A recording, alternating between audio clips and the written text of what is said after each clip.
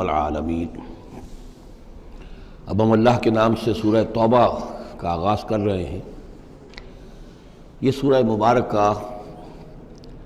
تجزیے کے اعتبار سے قرآن حکیم کی مشکل ترین صورت ہے۔ اس میں کئی خطبات ہیں جو مختلف مواقع پر نازل ہوئے ہیں، اور چونکہ قرآن مجید میں یہ چیز محفوظ نہیں ہے کہ کون سا خطبہ کس وقت نازل ہوا، اس کے حوالے سے بڑی تحقیق کی ضرورت ہوتی ہے، اور جن لوگوں نے اتنی تکلیف گوارا نہیں کی ہے وہ بہت سے مغالطوں میں خود بھی مبتلا ہوئے ہیں اور دوسروں کو بھی مبتلا کیا ہے۔ بہرحال پہلی بات تو یہ سمجھیے کہ یہ سورہ مبارکہ دو بڑے بڑے حصوں پر مشتمل ہے۔ پہلا حصہ پہلے 5 رکوعوں پر مشتمل ہے، اور دوسرا حصہ 11 رکوعوں پر مشتمل ہے۔ فلسفہ دین اور فلسفہ رسالت کے اعتبار سے ان دونوں حصوں کے مابین فرق یہ ہے کہ نبی اکرم صلی اللہ علیہ وسلم کی جو بعثت ہوئی تھی، براہ راست بعثت جن میں سے آپ خود تھے، یہ بعثت خصوصی ہے، بعثت خاصہ ہے کہ جو مشرکین عرب کی طرف ہے، بنی اسماعیل کی طرف ہے۔ ایک آپ کی بعثت عمومی ہے پوری نوع انسانی کی طرف۔ آپ دو بعثتوں کے ساتھ مبعوث فرمائے گئے۔ آپ کی جو بعثت خصوصی ہے الی اہل العرب، بنی اسماعیل، مشرکین عرب، چونکہ آپ انہی میں سے تھے اور انہی کی زبان میں آپ نے آخری اتمام حجت کر دیا، لہذا ان کے ضمن میں اللہ تعالیٰ کا جو قدیم قانون ہے رسولوں کے بارے میں کہ اگر کوئی قوم جس کی طرف رسول بھیجا جائے اور وہ اتمام حجت کر دے اور پھر بھی وہ قوم تسلیم نہ کرے تو اس قوم کو ہلاک کر دیا جاتا تھا، عذاب استیصال۔ تو اس قوم کے حق میں تو یہ آخری فیصلہ جو ہے اللہ تعالیٰ کا اسی قانون کے تحت نافذ ہوا۔ اس آخری فیصلے کا جو معاملہ ہے وہ ہے جو پہلے 5 رکوعوں میں آیا ہے۔ یہ حضور صلی اللہ علیہ وسلم کی بعثت خصوصی سے متعلق ہے، اہل عرب کی طرف۔ البتہ چونکہ آپ کی بعثت عمومی ہے پوری نوع انسانی کے لیے، آپ نے جزیرہ نماء عرب میں دین کو غالب کر دیا، قائم کر دیا۔ بعثت خصوصی کا تو گویا کہ آخری مقصد آخری درجے میں مکمل ہو گیا، لیکن یہ بعثت عمومی کے کام کا آپ نے آغاز فرمایا ہے صلح حدیبیہ کے بعد۔ آپ نے 7 ہجری تک کوئی مبلغ، کوئی داعی کہیں باہر نہیں بھیجا، جب تک کہ جزیرہ نماء عرب میں اس حد تک کامیابی نہیں ہو گئی کہ قریش نے آپ کو تسلیم کر لیا اور آپ کے ساتھ صلح کی، تو جس کو کہ اللہ تعالیٰ نے انا فتحنا لک فتحا مبینا قرار دیا ہے، اس وقت تک آپ نے اپنی پوری توجہ، آپ نے پورا وقت، آپ نے ساری صلاحیتیں، اپنی قوتیں مرکوز رکھی ہیں جزیرہ نماء عرب کے اندر۔ البتہ جب اس حد تک کام پورا ہو گیا سن 7 میں، سن 6 میں صلح حدیبیہ ہوئی ہے، تو اس کے بعد آپ نے نامہ بر بھیجے، اپنے خطوط بھیجے، قیصر کے نام بھیجا، کسریٰ کے نام بھیجا، مقوقس کے نام بھیجا، نجاشی بھی اب جو اس وقت تھا، وہ نجاشی جو ایمان لائے تھے فوت ہو چکے تھے، ان کی تو غائبانہ نماز جنازہ بھی حضور نے پڑھائی تھی۔ اب جو نجاشی تھے وہ مسلمان نہیں تھے، ان کے پاس بھی خط گیا۔ ان خطوط کے نتیجے میں سلطنت روما سے ایک ٹکراؤ شروع ہو گیا۔ غزوہ موتا ہوا اور اس کے بعد غزوہ تبوک۔ یہ جو 2 غزوات ہیں ان کا تعلق حضور کی بعثت عمومی سے ہے کہ اب بیرون ملک عرب آپ کی دعوت کا اور آپ کی اقامت دین کی جد و جہد کا دائرہ وسیع ہو رہا ہے۔ تو 11 رکوع اس سورہ مبارکہ کے اس سے بحث کر رہے ہیں، وہ غزوہ تبوک کے گرد ہیں۔ ان میں سے 4 رکوع وہ ہیں کہ جو غزوہ تبوک کے لیے ذہنی تیاری کے لیے، اور اس کے بعد کچھ آیات وہ ہیں کہ جو تبوک جاتے ہوئے اور تبوک سے واپسی پر نازل ہوئیں، اور کچھ حصہ وہ ہے جو تبوک سے واپس آ کر نازل ہوا۔ وہ تو ہیں 11 رکوع جو 6 سے شروع ہو کر 16 تک جائیں گے مسلسل۔ البتہ پہلے 5 رکوع وہ ہیں کہ جن میں اندرون جزیرہ نماء عرب، اندرون ملک آپ کے جو مشن تھا اس کی تکمیل کا جو آخری مرحلہ تھا اس کا اعلان ہو رہا ہے۔ اب یہ جو 5 رکوع ہیں ان میں بھی ایک عجیب تقسیم ہے۔ ان میں 2 رکوع وہ ہیں کہ جو سن 8 ہجری میں فتح مکہ سے قبل نازل ہوئے، ان میں تیار کیا گیا ہے مسلمانوں کو فتح مکہ کے لیے کہ وہ نکلیں اور ساری رد و قدا ہو رہی ہے کچھ لوگوں کی طرف سے، کچھ منافقین کی طرف سے، کچھ سادہ دل مسلمانوں کی طرف سے، نیک دل مسلمانوں کی طرف سے، کچھ ایسے لوگوں کی طرف سے کہ جن کے وہاں رشتہ دار ہیں کہ اب اگر جنگ ہوگی اور جا کر ہم حملہ کریں گے مکے پر تو اس سے یہ ہے کہ ان رشتہ داروں کو بھی غضب پہنچے گا۔ کچھ ایسے مسلمان تھے جن کی فیملیز وہاں تھیں اور انہیں اندیشہ تھا کہ وہ کہیں جب یہ چکی پیسے گی تو کہیں گندم کے ساتھ گھن بھی نہ پیس جائے۔ تو ایک رد و قدا ہے جو ان 2 رکوعوں میں آپ کو ملے گی کہ جو نازل ہوئے ہیں سن 8 میں فتح مکہ سے قبل، اور 3 رکوع وہ ہیں کہ جو نازل ہوئے ہیں سن 9 میں ذی قعدہ کے بعد۔ اور یہ جب کہ فتح مکہ ہو چکا، اس سال حضور نے حج نہیں کیا، پھر اگلے سال آپ نے بھی دوبارہ حج نہیں کیا، لیکن آپ نے ایک قافلہ بھیج دیا تھا کہ وہ جائے، اور اس کے امیر کی حیثیت سے حضرت ابو بکر صدیق رضی اللہ تعالیٰ عنہ تھے امیر الحج۔ لیکن جب وہ قافلہ روانہ ہو چکا تھا ذی قعدہ سن 9 میں، تو پھر وہ آیات نازل ہوئیں کہ جو 3 رکوعوں پر مشتمل ہیں،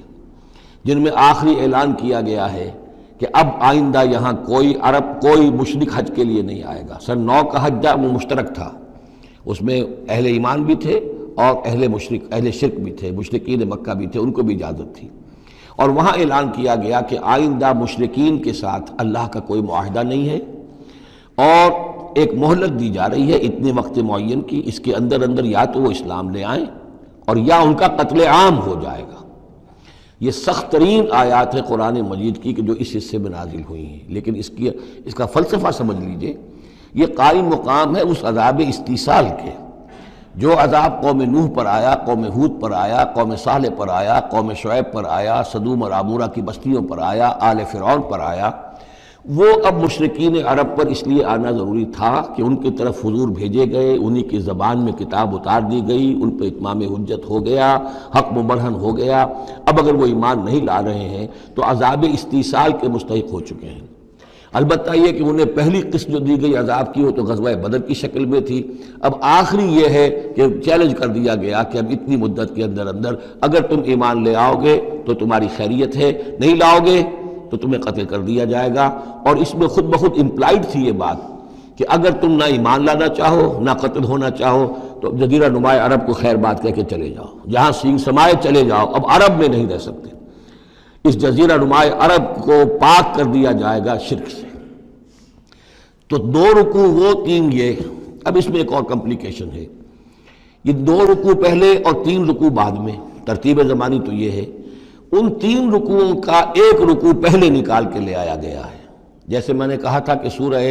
انفال میں ایک آیت جو تھی کہ جو بڑی اہم تھی اور جو بڑی یوں سمجھیے کہ ایک حساس مسئلے پر تھی کہ مال غنیمت کا کیا ہوگا، اس کو پہلے لے آئے،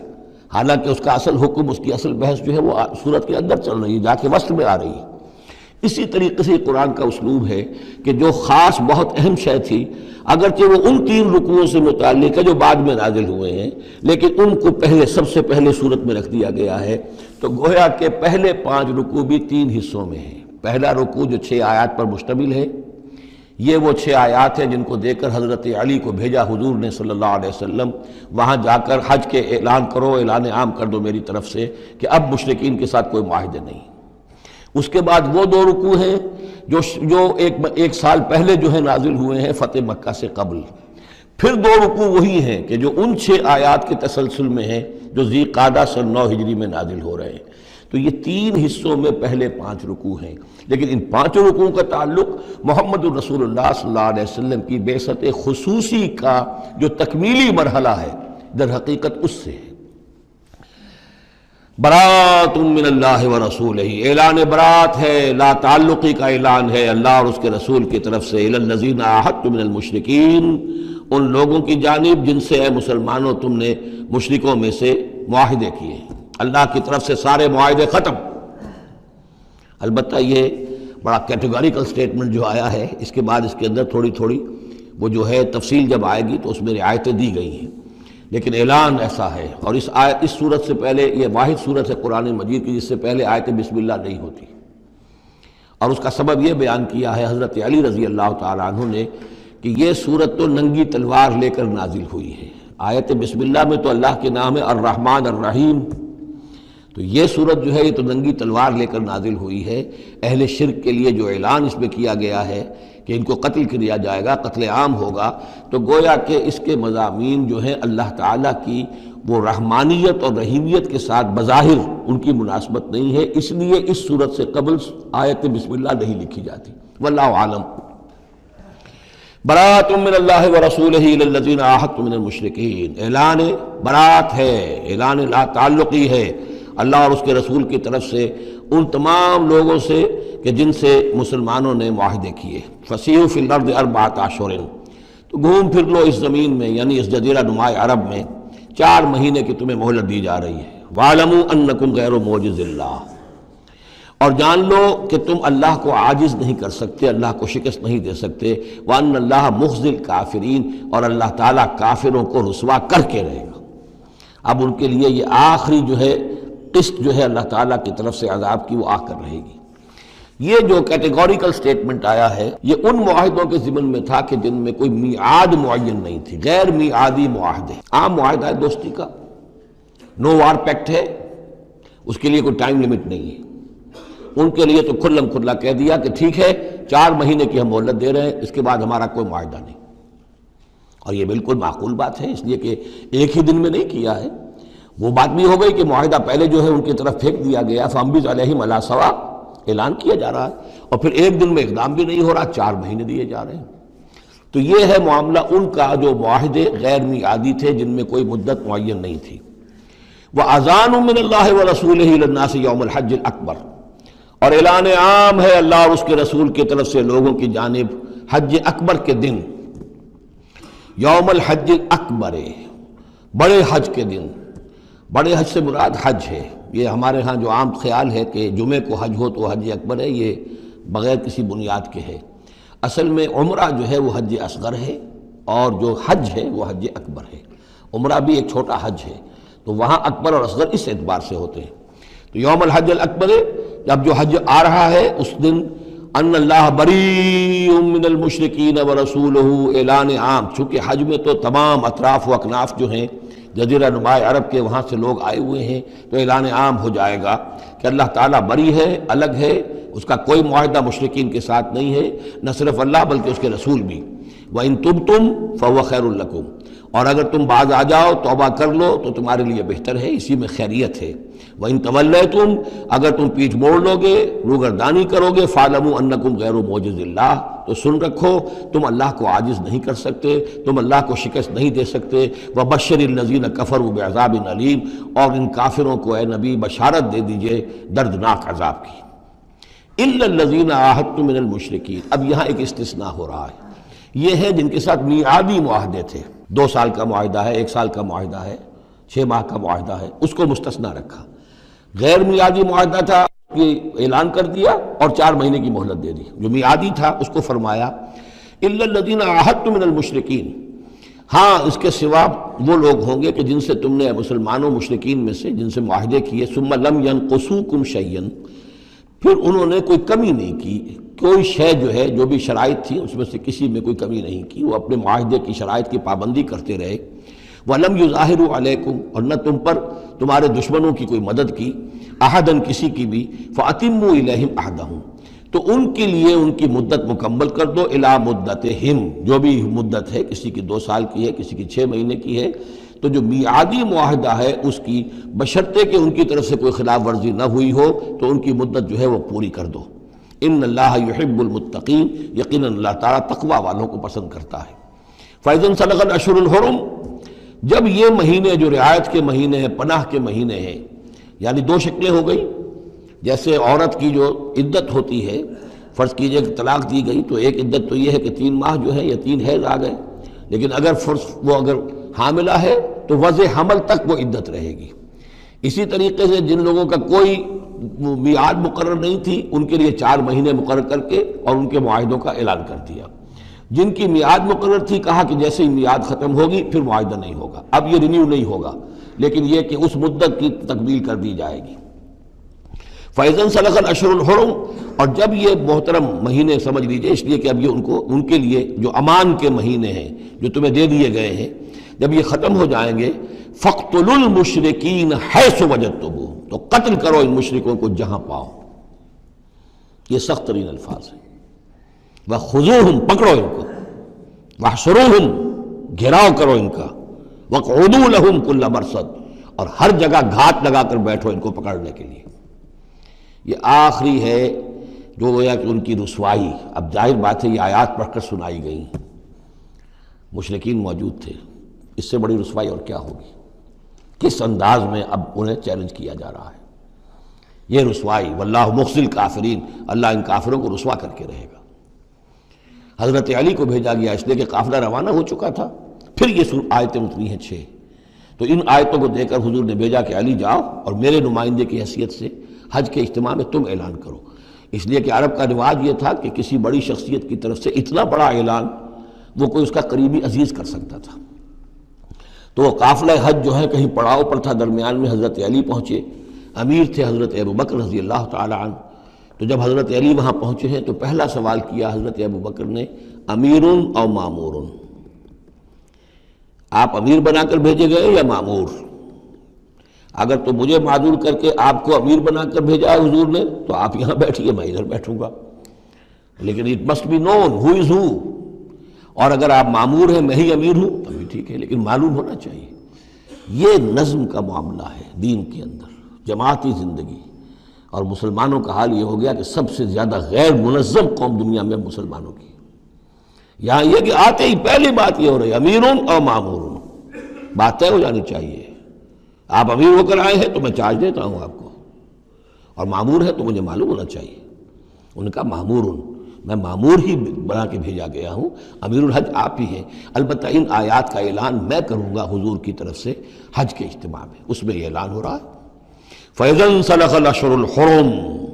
فَاقْتُلُوا الْمُشْرِكِينَ حَيْثُ وَجَدتُّمُوهُمْ وَخُذُوهُمْ وَاحْصُرُوهُمْ وَاقْعُدُوا لَهُمْ كُلَّ مَرْصَدٍ فَإِنْ تَابُوا وَأَقَامُوا الصَّلَاةَ وَآتَوُا الزَّكَاةَ، پھر اگر وہ توبہ کریں، نماز قائم کریں، زکوٰۃ ادا کریں، فَخَلُّوا سَبِيلَهُمْ، تو ان کا راستہ چھوڑ دو، کھول دو، مسلمان ہو گئے۔ ان اللہ غفور الرحیم، یقیناً اللہ غفور الرحیم ہے۔ وَإِنْ أَحَدٌ مِّنَ الْمُشْرِكِينَ اسْتَجَارَكَ، اور اگر مشرکین میں سے کوئی شخص آپ سے پناہ طلب کرے، حتیٰ یسمع کلام اللہ، اتنا بڑا ہمیں الٹیمیٹم دے دیا گیا ہے، بہت سے لوگ ہوں گے ابھی تک انہوں نے توجہ کی نہیں، سوچا ہی نہیں محمد کیا کہہ رہے ہیں، کیا دعوت ہے۔ اب یہ کہ تمام جزیرہ نماء عرب کے لوگوں کو اتنا بڑا الٹیمیٹم آ گیا ہے تو وہ سنجیدگی سے سوچنے پہ مجبور ہوئے کہ یہ کیا بات ہے، کیا دعوت ہے جس کے لیے ہمیں یہ الٹیمیٹم دے دیا گیا۔ تو اگر ان میں سے کوئی آپ سے امن مانگے، امان مانگے، پناہ طلب کرے تاکہ وہ آپ کے پاس آ کر اللہ کا کلام سنے، حتیٰ یسمع کلام اللہ، یہ آیت میں نے کوٹ کی تھی تعارف قرآن میں کہ قرآن اللہ کا کلام ہے، وہ اس حوالے سے حتیٰ یسمع کلام اللہ، یہاں تک کہ وہ آپ کے پاس آئیں، اللہ کا کلام سنیں، ثم ابلغہ مامنا، پھر انہیں ان کی امن کی جگہ پر پہنچا دیں۔ یہ نہ ہو کہ وہیں کہہ گئے اب کرو فیصلہ، اسلام قبول کرتے ہو کہ نہیں کرتے، ورنہ تمہاری گردن اڑاتے ہیں، نہیں، وہ امان لے کر آیا تھا، کلام اللہ سننا چاہتا تھا، اب فیصلہ وہ جو بھی کرے لیکن اس کو جا کر اپنے گھر اس کے امن کی جگہ تک پہنچا دو۔ ثم ابلغہ مامنا ذالک بانہم قوم لا یعلمون، اور یہ اس لیے کہ یہ لوگ ہیں کہ جو علم نہیں رکھتے، انہیں پتہ ہی نہیں ہے، یہ ابھی تک غافل ہی رہے، انہوں نے سنجیدگی سے سوچا ہی نہیں ہے کہ یہ دعوت کیا ہے۔ یہ 6 آیات جو ہیں ان کا سلسلہ اب جڑے گا چوتھے رکوع کے ساتھ جا کر۔ اب جو دوسرا رکوع اور تیسرا رکوع آ رہے ہیں یہ ہے کہ جو سن 8 ہجری میں فتح مکہ سے قبل نازل ہوئے، اور اس میں مسلمانوں کو آمادہ کیا جا رہا ہے قریش کے خلاف جنگ کرنے کے لیے۔ اگرچہ جنگ بالفعل نہیں ہوئی لیکن کیا معلوم تھا، ممکن ہے خون ریزی ہو جائے، ممکن ہے مکے کی گلیاں جو ہیں وہ خون کی ندیاں جو ہیں اس میں بہنے لگے، سارے اندیشے تھے۔ وہ تو جو ہو گیا وہ تو بعد میں معلوم ہوا کہ کیا ہوا ہے، لیکن بہرحال اس میں جو ریلیکٹنس تھی، کچھ لوگوں میں بربنائے منافقت، کچھ لوگوں میں بربنائے شرافت اور ایک سادہ لوحی، کچھ لوگوں میں اس وجہ سے کہ ان کے اعزاء اور اقربا وہاں تھے اور انہیں اندیشہ یہ تھا کہ کہیں وہ گیہوں کے ساتھ وہ گھن بھی نہ پس جائے۔ کیف یکون للمشرکین عہد عند اللہ وعند رسولہ، اصل میں یوں ذہن میں رکھیے کہ جو صلح حدیبیہ ہوئی تھی اس کو خود قریش کے حلیف قبیلے نے توڑ دیا، اور اب حضور صلی اللہ علیہ وسلم سے سیرت میں آپ نے پڑھا ہی ہوگا کہ ابو سفیان جو سردار ہیں مکے کے، وہ آئے ہیں چل کر یہ درخواست لے کر کہ حضور اس صلح کی تجدید کر دیجئے۔ حضور نے تجدید نہیں کی، سفارشیں بھی کروائیں انہوں نے جو بھی کروا سکتے تھے، حضرت علی سے کوشش کی، اپنی بیٹی حضرت ام حبیبہ رضی اللہ تعالی عنہا وہ حضور کی زوجہ محترمہ تھیں، وہاں گئے، انہوں نے بھی مطلب یہ کہ کوئی حوصلہ نہ دیا، بلکہ وہاں تو واقعی اور ہو گیا کہ وہ گئے اپنی بیٹی کے ہاں، حضور کا بستر بچھا ہوا تھا، بیٹھنے لگے تو ام حبیبہ رضی اللہ تعالی عنہا نے فرمایا کہ ابا جان ذرا ٹھہریے، وہ ٹھٹک کر کھڑے رہ گئے تو بستر طے کر دیا، اب بیٹھ جائیے۔ اب یہ سردار قریش انہوں نے کہا کہ یہ بستر میرے لائق نہیں تھا یا میں اس بستر کے لائق نہیں تھا۔ حضرت ام حبیبہ فرماتی ابا جان آپ اس بستر کے لائق نہیں ہیں، یہ نبی کا بستر ہے اور آپ ناپاک ہیں، آپ مشرک ہیں، تو اب کیا کہیں، ان سے سفارش کرو میری۔ معلوم ہوا کہ وہ ساری گئے تو تھے اس لیے کہ بیٹی سے سفارش کروا دیں گے تو شاید زبان میں نہ کھل سکی ہو، پر اس وقت ہو سکتا ہے کہ بہت سے لوگوں نے یہ چیمے گوئیاں کی ہو کہ دیکھیے اچھی بات نہیں ہے، صلح اچھی بات ہوتی ہے، اب یہ قریش کا سردار آیا ہے، گڑ گڑا رہا ہے، سفارشیں کروا رہا ہے تو صلح کر لینی چاہیے، کیوں صلح نہیں کر رہے حضور؟ اس کو پس منظر میں رکھیے، تب یہ آیتیں آپ کی سمجھ میں آئیں گی۔ کیف یکون للمشرکین عہد عند اللہ، کیسے ہو سکتا ہے مشرکین کے لیے کوئی عہد اللہ کے نزدیک، وعند رسولہ اور اس کے رسول کے نزدیک، الا الذین عاہدتم من المسجد الحرام،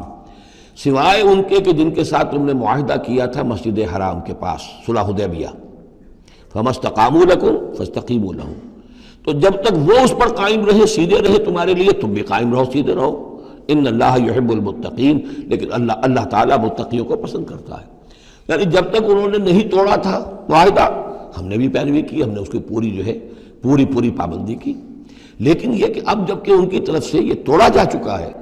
تو اب کوئی دباؤ نہیں ہے، کوئی اخلاقی اصول نہیں ہے کہ لازماً معاہدے کی تجدید کی جائے، اب صورتحال کو دیکھنا ہے۔ حضور کو پورا اندازہ ہو چکا تھا کہ اب ان مشرکین میں اتنا دم نہیں ہے کہ وہ مقابلہ کر سکیں، تو معاہدے کا مطلب کیا ہوتا کہ کفر اور شرک کو ایک فریش لیز آف ایگزسٹنس دے دیا جائے، 10 سال کے لیے اگر معاہدہ کریں 10 سال کے لیے کفر جو ہے ڈنکا بجائے گا، تو حضور کو پورا اندازہ تھا، اس لیے آپ نے تجدید نہیں کی۔ کیف وَإِن يَظْهَرُوا عَلَيْكُمْ، کیسے جبکہ اگر وہ تم پر کہیں قابو پا لیں، غالب آ جائیں، لا يرقبوا منکم الا ولا ذمہ، تو ہرگز لحاظ نہیں کریں گے نہ تمہاری قرابت کا نہ عہد کا، ان کے ہاں تو نہ قرابت کے کوئی معنی ہے نہ معاہدے کے کوئی معنی ہے، معاہدہ جب بھی چاہا توڑ دیا، قرابت داری کے خلاف کیا۔ یرضونکم بافواہہم، اب وہ جو آئے ہیں صلح کی تجدید کرنے کے لیے اور چاپلوسی کر رہے ہیں، وہ چاہتے ہیں کہ تمہیں راضی کر لیں اپنے منہ سے، وتابا قلوبہم، اب بھی ان کے دل انکاری ہیں، دل اب بھی نہیں مان رہے، واکثرہم فاسقون، اور ان کی اکثریت فاسقین پر مشتمل ہے۔ اشتروا بآیات اللہ ثمنا قلیلا، یہ وہی لوگ ہیں جنہوں نے اللہ کی آیات کو فروخت کیا ہے حقیر سی قیمت کے عوض، اپنی چودراہٹیں، اپنی سیادتیں،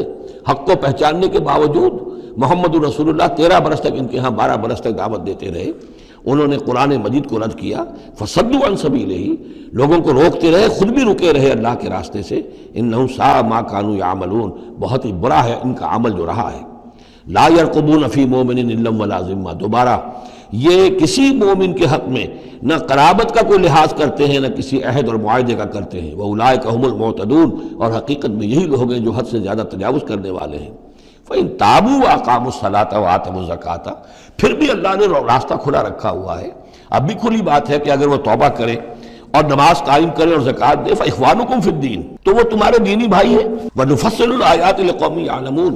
اور ہم اپنی آیات کی تفصیل بیان کر رہے ہیں ان لوگوں کے لیے جو علم رکھتے ہیں، جو علم حاصل کرنا چاہیں۔ وَإِن نَكَثُوا أَيْمَانَهُمْ مِن بَعْدِ عَهْدِهِمْ، اور اگر انہوں نے توڑ دیا ہے اپنی اس قسم کو اور معاہدے کو اس کے باندھنے کے بعد، وَطَعَنُوا فِي دِينِكُمْ، اور جبکہ وہ انہوں نے عیب لگایا ہے تمہارے دین کے معاملے میں، فَقَاتِلُوا أَئِمَّةَ الْكُفْرِ، تو اب جنگ کرو ان کفر کے اماموں سے۔ یہ ہے الفاظ جو بہت نوٹ کرنے کے۔ ائمۃ الکفر کون تھے جزیرہ نما عرب میں؟ کافر تو سب تھے، مشرک سب تھے، ائمۃ الکفر، ائمۃ الشرک، یہ قریش تھے، متولی کعبے کے، بتوں کے مجاور، یہ سارا مرکز جو ہے شرک کا جو بنایا، اللہ کے گھر کو توحید کا مرکز تھا اسے شرک کا اڈا بنا دیا، یہ ہے امام۔ جب تک ان کو شکست نہ دی جائے تو ظاہر بات ہے کہ جزیرہ نما عرب پر دین کے غلبے کا تصور نہیں ہے۔ چاہے وہاں کوئی فارمل حکومت نہیں تھی، کوئی سلطنت نہیں تھی، کوئی ریاست نہیں تھی، کوئی جو ہے فارمل دارالخلافہ نہیں تھا، لیکن معنوی اعتبار سے یہ ام القریٰ، یہ مرکزی بستی ہے، یہ ہے اس پورے جزیرہ نماء عرب کا صدر مقام ایک اعتبار سے، اور یہاں کے جو لوگ ہیں ائمۃ الکفر، ان کے ساتھ جنگ کرو۔ فقاتلوا ائمۃ الکفر، تو قتال کرو ان کفر کے اماموں سے، انہم لا ایمان لہم، ان کی کسی قسم کا کوئی پاس نہیں، ان کی کوئی قسمیں نہیں ہیں، کوئی اعتبار نہیں، لعلہم ینتہون، شاید کہ وہ باز آ جائیں، یعنی سختی سے شاید باز آ جائیں۔ اے مسلمانوں، نرمی کے ساتھ وہ باز آنے والے نہیں ہیں۔ الا تقاتلون قوما نکثوا ایمانہم، کیا ہو گیا تمہیں؟ تم جنگ نہیں کرنا چاہتے ایسی قوم سے جنہوں نے اپنے عہد کو توڑا؟ معاہدہ انہوں نے توڑا ہے، مسلمانوں نے تو نہیں توڑا، نہ مسلمانوں کے حلیف قبیلے نے توڑا، انہوں نے وعدہ جو کیا تھا اس کو توڑا ہے۔ تو کیا ہو گیا تمہیں؟ شرافت کی وجہ سے یا بزدلی کی وجہ سے یا منافقت کی وجہ سے یا اور کسی سبب سے تم ان سے جنگ نہیں کرنا چاہتے؟ الا تقاتلون، کیا تم قتال نہیں کرنا چاہتے قوماً، اس قوم سے نکثوا ایمانہم، جنہوں نے اپنی قسمیں توڑی، وہموا باخراج الرسول، یہی تو ہے کہ جنہوں نے رسول کو مکے سے نکلنے پر مجبور کیا، وہم بدؤکم اول مرہ، اور انہوں نے ہی آغاز کیا تھا۔ ظاہر بات ہے کہ کتنا مسلمانوں کو ستایا تھا مکے میں، مسلمانوں میں سے بعضوں کو شہید کیا تھا مکے میں، کتنوں کو تکلیفیں دی تھی، ٹارچر کیا تھا، پرسیکیوٹ کیا تھا، انہوں نے کیا پہلی مرتبہ۔ اتخشونہم، اب دیکھیے یہ ہے وہ سرچنگ کوسچن، اے مسلمانوں کیا ان سے ڈر رہے ہو؟ یہ کوئی بزدلی ہے جو تم پر طاری ہو گئی ہے؟ قریش کے خلاف اقدام سے گھبرا رہے ہو؟ اتخشونہم فاللہ احق ان تخشوہ ان کنتم مؤمنین، تو اگر تم مومن ہو تو اللہ زیادہ حقدار ہے کہ تم اس سے ڈرو۔ اب یہ اس کا حکم ہے، تمہیں اقدام آخری کرنا ہے۔ قاتلوہم، کرو جنگ ان سے، یعذبہم اللہ بایدیکم، اللہ تعالیٰ عذاب دے گا انہیں تمہارے ہاتھوں، ویخزہم، اور ان کو رسوا کرے گا، وینصرکم علیہم، اور تمہاری مدد کرے گا ان کے خلاف، ویشف صدور قوم مومنین، اور اہل ایمان کے سینوں کو کی جلن کو دور کر دے گا، ٹھنڈک عطا فرمائے گا۔ یعنی اب بھی مکے میں ایسے لوگ تھے کہ جن پر ٹارچر ہو رہا تھا، وہ جو ضعیف تھے، جو نہیں کر سکتے تھے، سفر نہیں کر سکتے تھے، یا خواتین تھیں، تو ان کے اوپر جو بھی ظلم ہو رہے تھے، تو جب ان لوگوں کی اب درگت بنے گی تو ان کے بھی دلوں کو کچھ ٹھنڈک ملے گی، اور ان کو بھی کچھ نہ کچھ ان کے احساسات جو ہیں اس کے اندر کچھ سکون ہوگا۔ وَيُذْهِبْ غَيْظَ قُلُوبِهِمْ، ان کے دلوں میں جو غصہ بھرا ہوا، غم بھرا ہوا، اللہ تعالیٰ اسے نکالے گا۔ وَيَتُوبُ اللَّهُ عَلَىٰ مَن يَشَاءُ، اور اللہ تعالیٰ توبہ نصیب کر دے گا جس کو چاہے گا توبہ کی توفیق دے دے گا۔ وَاللَّهُ عَلِيمٌ حَكِيمٌ، اور اللہ تعالیٰ علیم اور حکیم ہے۔